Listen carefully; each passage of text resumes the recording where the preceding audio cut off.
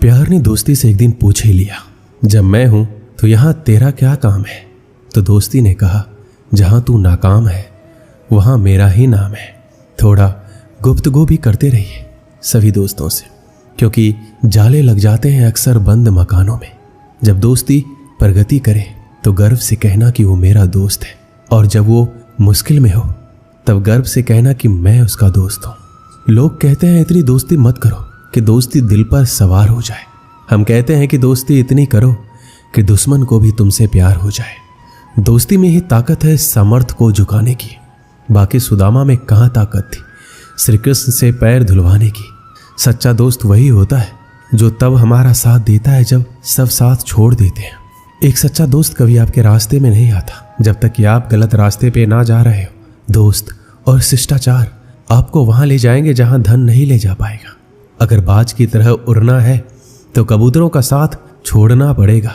बिना त्याग के जिंदगी में कुछ बड़ा नहीं मिलता। इसलिए सुबह जल्दी उठें और टूट पड़े अपने लक्ष्य के लिए।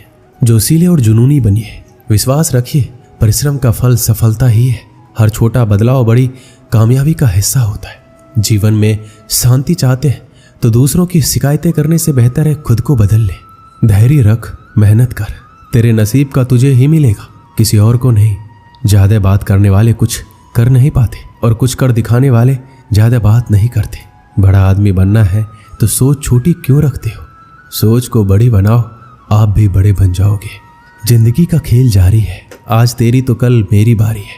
मेहनत इतना करो कि आज की गलियों का शोर एक दिन तालियों में बदल जाएगा। जिस चीज में दिल लगे ना उसमें जान लगा दो। जिस मेहनत से तू भाग रहा है वही कल तुझे सफलता दिलाएगी। झोंक दो खुद को इस आग में, यही आग कल तुझे हीरा बनाएगी। मैं खुद से कभी हारा नहीं, फिर दूसरों की क्या औकात जो मुझे हरा सके। छाता बारिश नहीं रोक सकता, परंतु बारिश में खड़े रहने का हौसला अवश्य देता है।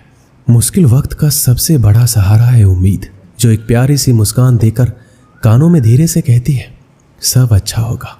जिंदगी जो शेष बची है उसे ही विशेष बनाइए। बाद में तो अवशेष होना ही है। किसी को भी खुश करने का मौका मिले तो छोड़ना मत। वो ईश्वर ही होते हैं जो किसी के चेहरे पे मुस्कुराहट दे पाते हैं। जिस किसी ने ठुकराया आपको क्यों उसको याद करें? अभी तो पूरी जिंदगी पड़ी है, चलो एक नई शुरुआत करें। कभी हार मत मानो, क्या पता आपकी अगली शुरुआत में ही आपको जीवन की सबसे बड़ी सफलता मिल जाए। इस दुनिया में शायद ही हम दोबारा आए, इसलिए इस जन्म को ऐसे जी लो कि कोई ख्वाहिश ना रह जाए। श्री कृष्ण कहते हैं, मेहनत के आगे किस्मत की इतनी औकात नहीं कि वो आपके सपने पूरे होने ना दे। हुनर होगा तो दुनिया खुद कदर करेगी। एड़ियां उठाने से किरदार ऊंचे नहीं होते। क्यों बनूं मैं किसी और के जैसा जब नहीं कोई मुझ जैसा। खुद के सपनों के पीछे इतना भागो कि एक दिन तुम्हें पाना लोगों के लिए सपना बन जाए। मौका सबको मिलता है, वक्त सबका आता है।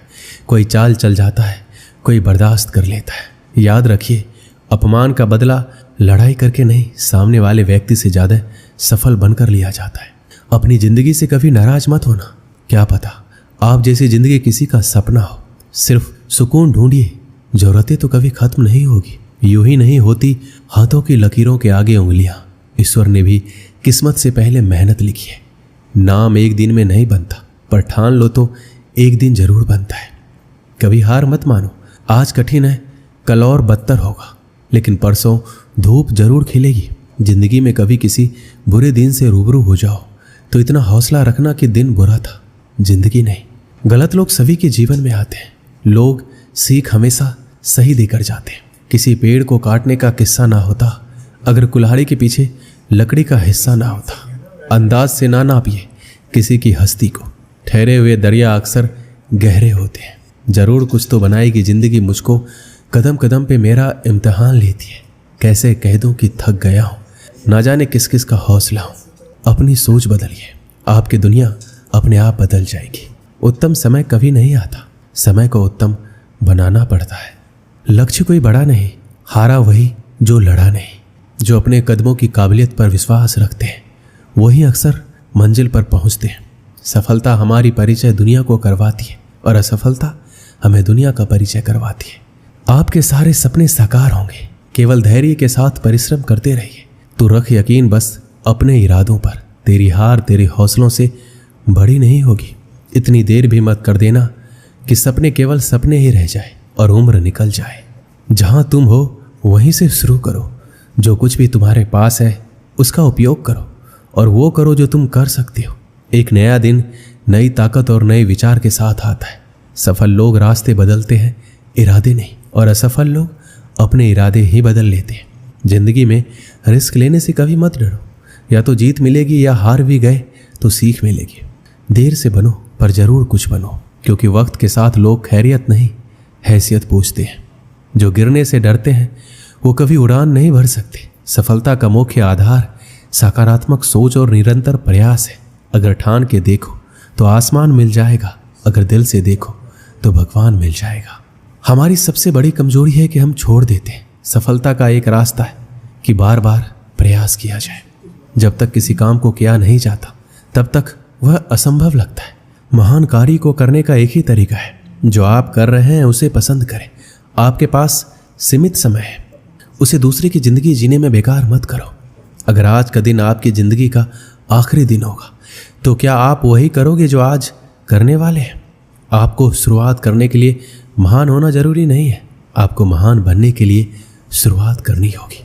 बहुत समय पहले की बात है, एक राजा के पास एक हष्ट-पुष्ट और सुंदर घोड़ी थी। वह उससे बहुत ही प्रेम करता था, उसका विशेष ख्याल रखता था।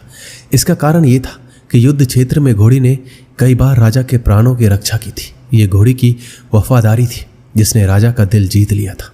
घोड़ी ने कई वर्षों तक राजा की सेवा की और पूर्ण वफादारी बनी रही। जब उसकी उम्र हो गई तो उसकी जगह उसके बेटे ने ले ली। घोड़ी का बेटा हष्ट-पुष्ट था, मगर उसमें एक खामी थी, वह जन्म से ही काना था। इस बात को लेकर वह हमेशा दुखी रहता था। एक बार उसने घोड़ी से पूछा, माँ, मैं काना क्यों जन्मा? उसकी माँ ने बोला, बेटा, जब तू मेरे गर्भ में था उस समय एक दिन राजा मेरी सवारी कर रहा था और मेरे कदम लड़खड़ा जाने पर आवेश में आकर उसने मुझे एक चाबुक मार दिया था। शायद यही कारण है कि तू काना जन्मा। ये सुनकर काने घोड़े का मन राजा के प्रति क्रोध से भर उठा। वह बोला, माँ, राजा ने मुझे जीवन भर का दुख दिया है, मैं इसका प्रतिशोध जरूर लूंगा। माँ ने समझाया, नहीं बेटा, राजा हमारा पालक है, उसके प्रति प्रतिशोध की भावना अपने हृदय में मत ला।